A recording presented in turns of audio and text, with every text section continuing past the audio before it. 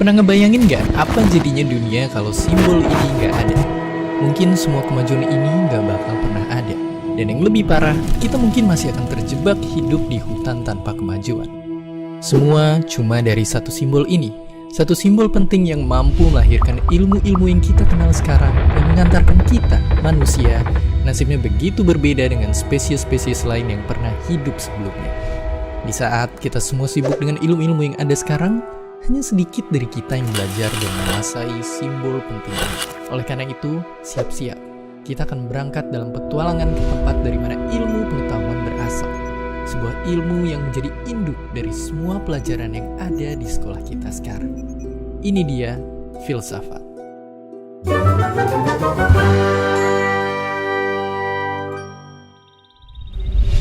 Filsafat itu singkatnya adalah ilmu tentang cara berpikir. Bayangin, cara berpikir itu adalah semacam roda gear yang bergerak di kepala kita yang mempengaruhi bagaimana kita menjalani hidup. Coba kita langsung pakai contoh. Coba kalian baca ini.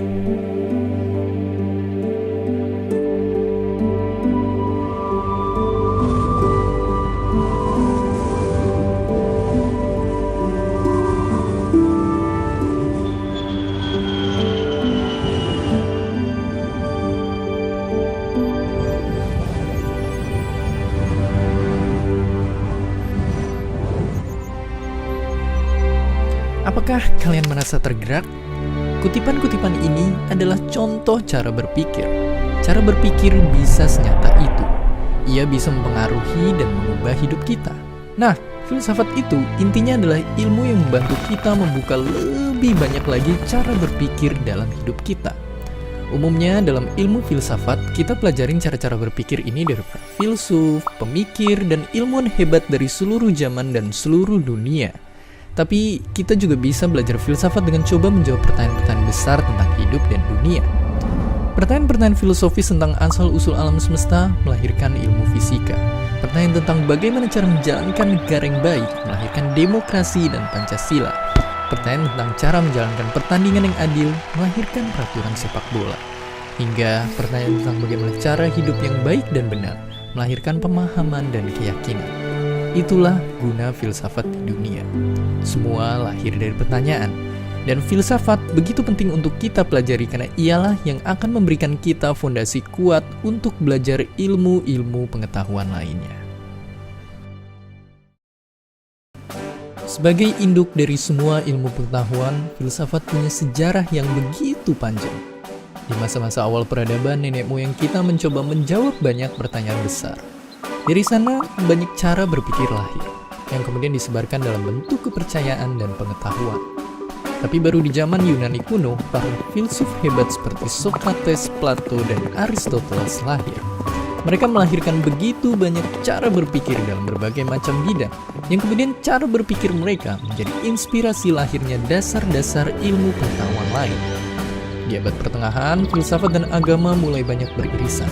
Karena kentalnya sistem kerajaan dan ajaran agama di masa itu.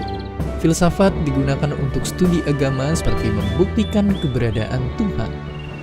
Tapi perubahan besar lalu terjadi. Dunia masuk masa Renaissance.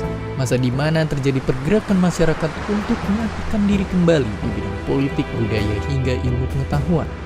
Yang kemudian menginspirasi pesatnya kemajuan masa setelahnya mendorong terobosan cara berpikir di berbagai macam bidang yang hingga hari ini melahirkan ilmu-ilmu pengetahuan kita sekarang. Banyak anggapan belajar filsafat itu bikin kita jadi tidak beragama dan gila. Padahal tidaklah begitu. Ada seorang ilmuwan cemerlang Indonesia bernama Al-Makin dan dia adalah ahli filsafat. Tapi meskipun belajar filsafat, saat kecil ia justru besar di pesantren hingga ia besar ke madrasah. Di sana teks-teks kuno Arab hingga Yunani ia lahap semasa sekolah. Hingga akhirnya itulah yang membuat ia jatuh cinta dengan filsafat yang selalu bertanya secara mendalam dan kritis. Kecintaannya pada filsafat membawa Al-Makin berkelana jauh hingga ke Kanada dan Jerman. Atas kehebatannya, ia pun diangkat menjadi guru besar, menyebarkan ilmunya hingga ke negara Jerman, Singapura, hingga Australia. Ia mengajarkan tentang filsafat keragaman dan pluralisme. Ia bilang filsafat bukanlah hanya ilmu mengawang-awang. Keragaman adalah sesuatu yang nyata dihadapi warga Indonesia, dan itulah yang jadi misi hidupnya. Mengajarkan cara berpikir keberagaman lewat bertanya dan berdiskusi, bukan dengan peluru. Ada alasan kenapa gelar tertinggi dalam pendidikan dinamakan PhD.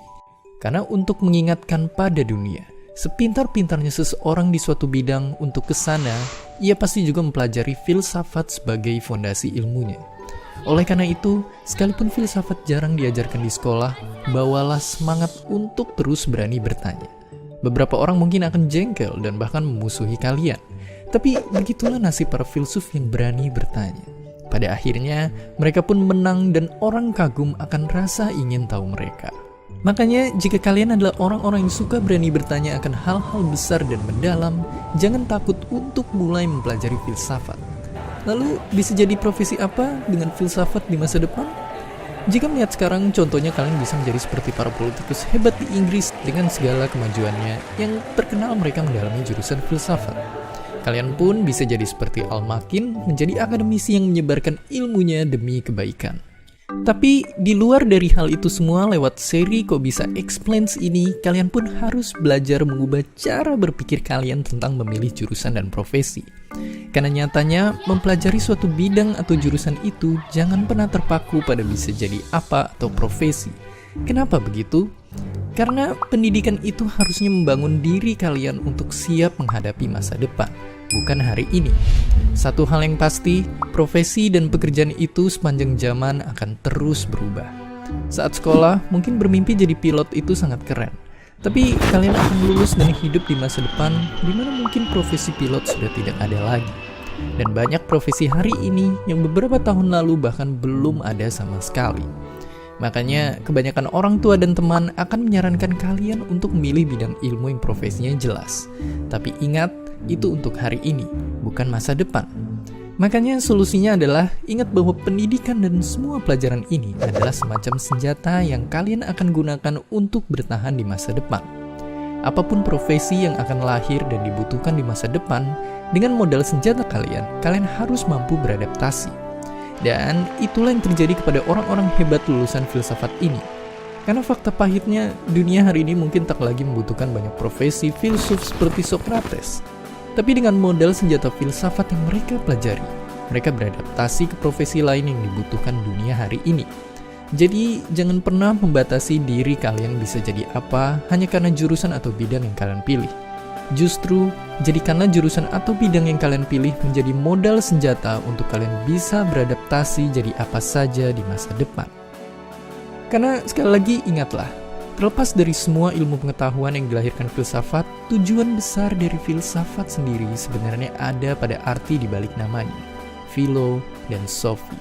Sudah terlalu banyak orang pintar di dunia ini, namun ingat, banyak juga dari mereka menggunakan ilmunya untuk hal yang tidak baik. Dengan pegangan filsafat, yang kalian tuju adalah bisa membuka diri dengan lebih banyak cara berpikir, dan ujungnya tak hanya jadi orang pintar, tapi juga membuat kita bisa menjalani hidup lebih baik dan lebih bijak. Itulah dia filsafat, sang induk dari ilmu pengetahuan. Rasa ingin tahu manusia akan pertanyaan-pertanyaan besar hidup dan dunia.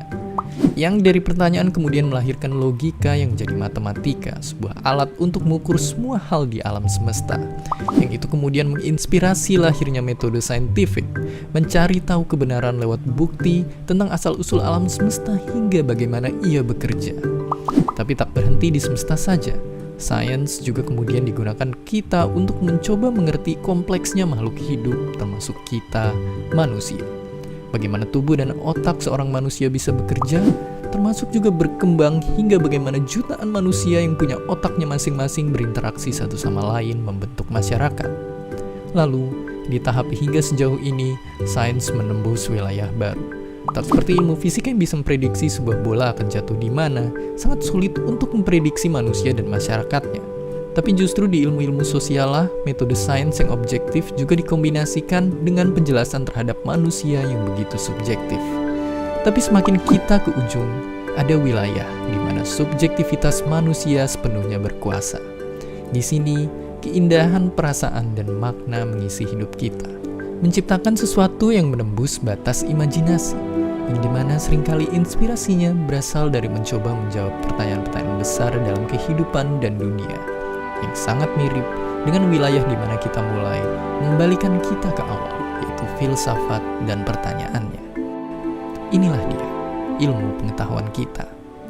Dan bersiaplah pada episode selanjutnya. Setelah ini, kita akan berkenalan kembali dengan ilmu yang merupakan kode rahasia dari alam semesta, sebuah bahasa yang mengatur semua yang terjadi di dunia ini.